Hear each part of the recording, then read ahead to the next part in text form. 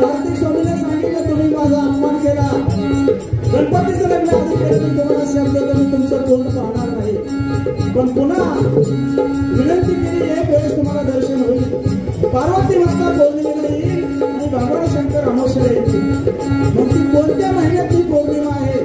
कार्तिक स्वामीच्या दर्शनाला पार्वती माता जाते आणि अमावस्येला भगवान शंकर जातात. एवढा प्रश्न आहे. पार्वती पौर्णिमेला शंकर अमावस्येला जाते, अमावस्येला जाते. कोणत्या महिन्यातली पौर्णिमा सांगावी पुनरा.